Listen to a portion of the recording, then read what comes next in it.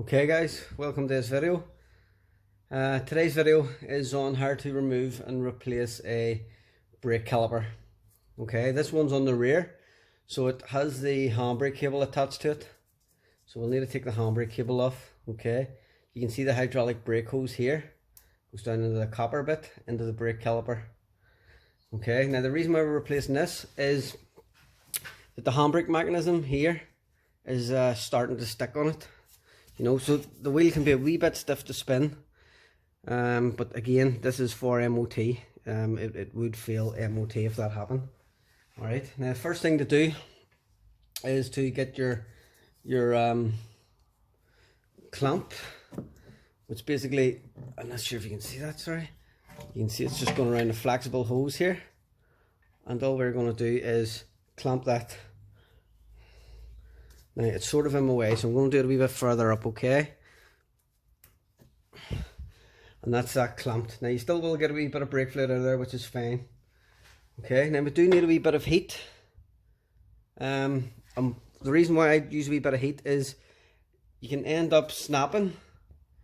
You can end up snapping the brake hose here if you don't. So a wee bit of heat here frees that up, okay?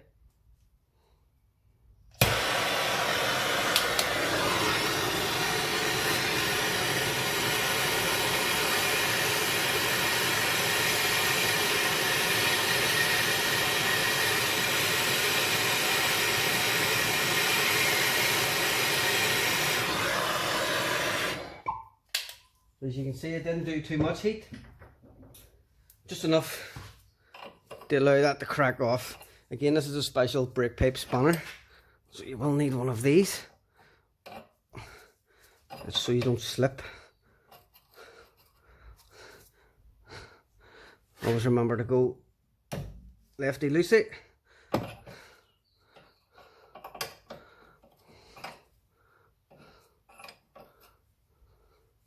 So I don't know if you can see, but you can see the brake pipe is starting to spin with it there, which is what I do not want to happen.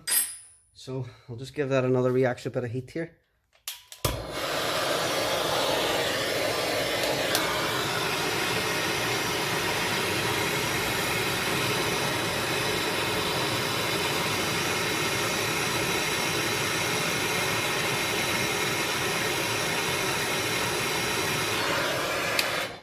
Again, you need to be careful when you're using heat that you don't damage the actual rubber. And that's starting to spin now freely, which is good.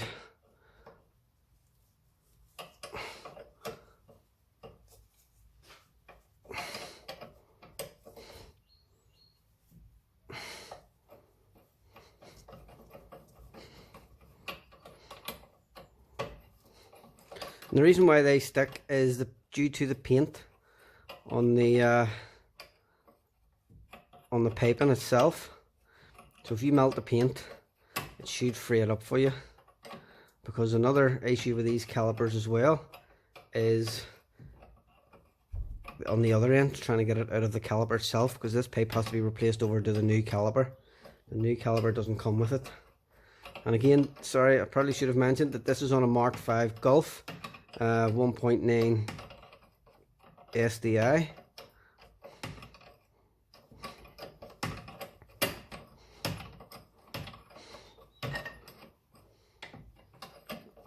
I think that's it fully loosened, but I'm not going to touch that because that'll be really warm. Okay. We do have a wee clip just up in here. So if you just put your screwdriver in and turn it, again, just be careful, that clip will be warm. We should be able to work out the brake hose like so.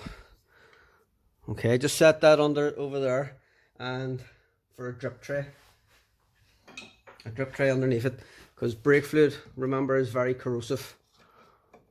If it lands on the painted floor, it will mark it. So now we need to put the lever arm back the way to get out the handbrake cable.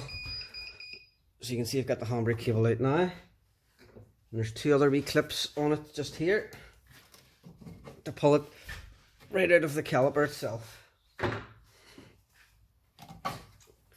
Okay, so now all we'll have to do is remove the caliper. We'll need a 13 ratchet spanner.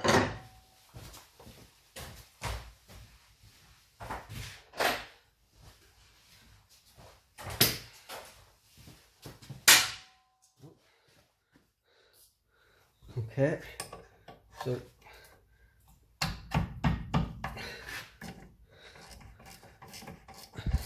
and there'll be two 13s on the sliders. We just need to remove them off.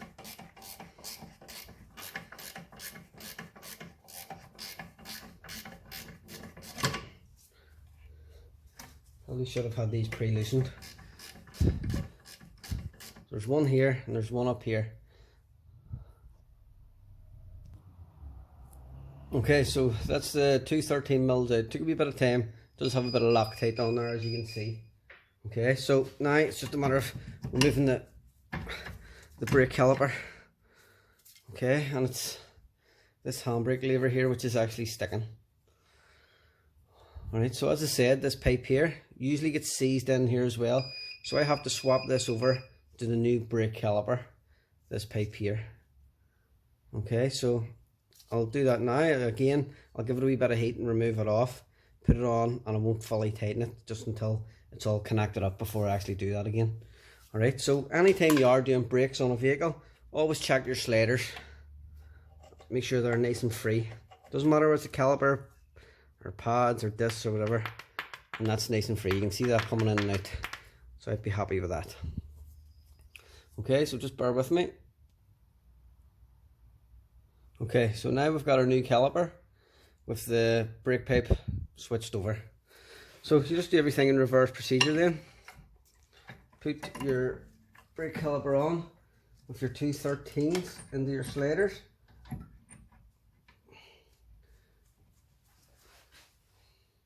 Now, as I said before, always take into consideration that brake fluid is very corrosive. Sorry, I'm using a 13. I don't know where this went.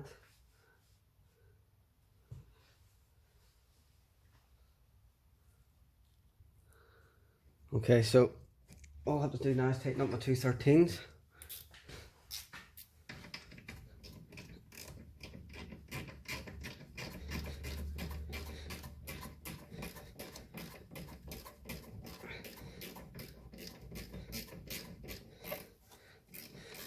Most newer vehicles nowadays have electric handbrakes, you know, so you would just need to disconnect the electrical wiring off it then.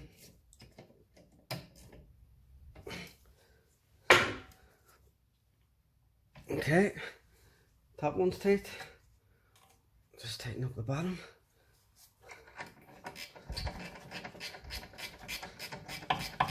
And again, we'll just do everything in reverse procedure. And then last but not least, we'll have to bleed it.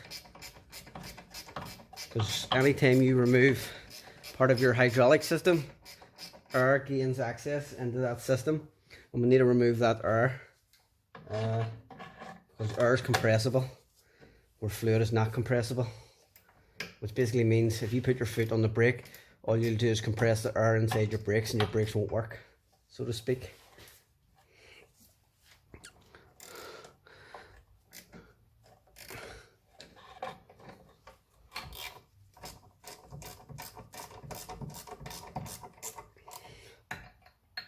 Okay, so that's my two 13s tight. Now I can feed my handbrake cable through. And then all I need to do now is slightly wedge that back and feed the wee ball end through. Like so. And then the last thing to do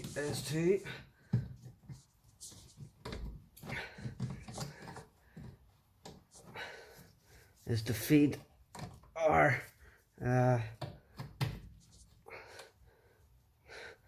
pipe through. Okay, don't forget to put your wee clip on, which holds that in place.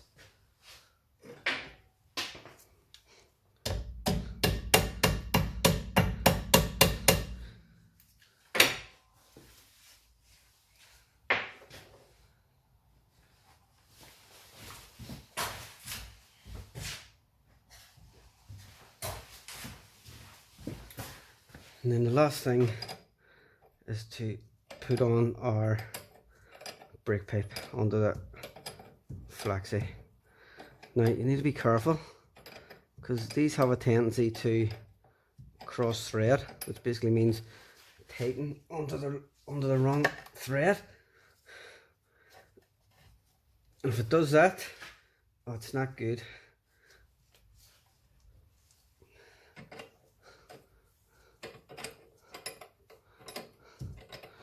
And how do you know it's on the wrong thread? You'll feel it straight away. You'll feel it go tight.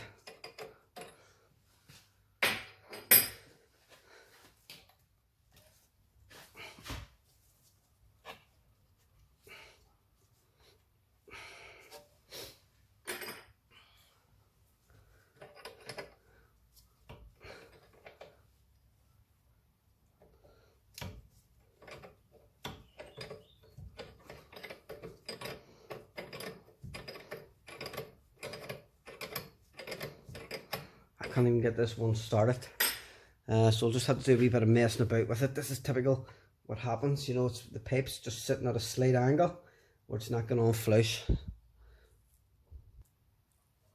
Okay, so I've got it started there, just a wee bit of messing about with it, getting her lined up nice and straight, and it goes in nice and easy. Now sometimes on these Volkswagens what you also need to watch out for is, see this pipe here, it could be sitting out slightly too far where it can buff off the wheel, so just be careful of that. Once that's tight, we can then take off our clamp, and then now all we have to do is bleed it through the bleed nipple. Alright, now I'll try and show you the bleed nipple, which is just right here. So all you do is pull off the wee rubber cap. Then you need a swan neck 1011. Right, now usually how you would bleed brakes would be, you would have someone inside the vehicle pumping pressure into that braking system. You would tell them to hold the pressure down. As they're holding down, you would open this nipple up. So you would open it up, and it would, with the pressure, it would push out the fluid and air together. You would close the nipple up and repeat that procedure. Pump up, hold down, open nipple up, release the air and fluid out of it, close it up, and keep repeating. Okay, but I don't have anyone with me. I'm going to have to do what's called pressure bleeding. Okay, so just bear with me to go and get the pressure bleeder set up onto the reservoir. Okay, so for this part of the video, basically I've put a pressure bleeder on.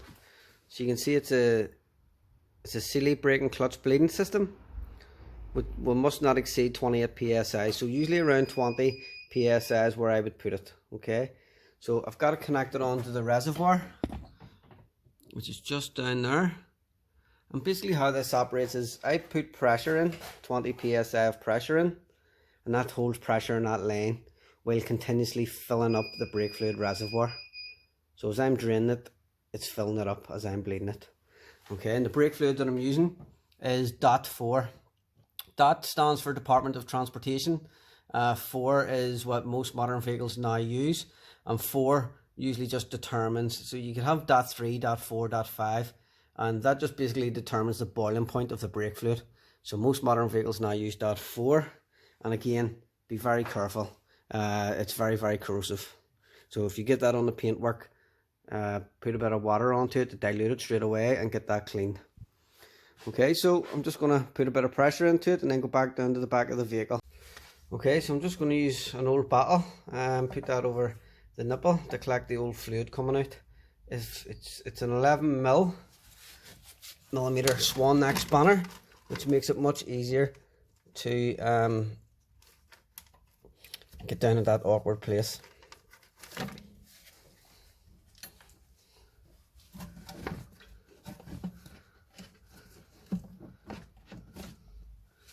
I find it difficult to get this bottle on.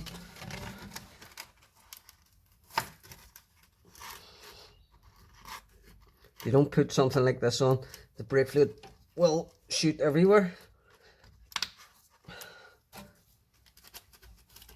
Okay, so now all I need to do is open this up.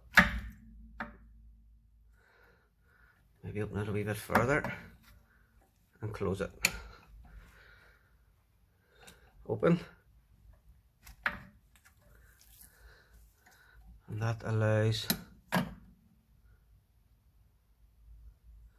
the pressurized fluid into that bottle when it pulls out the air with it.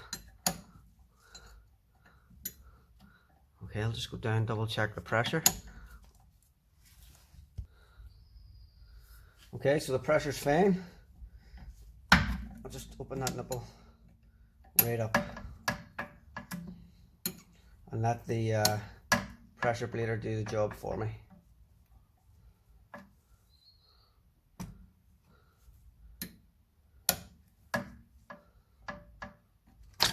Oh.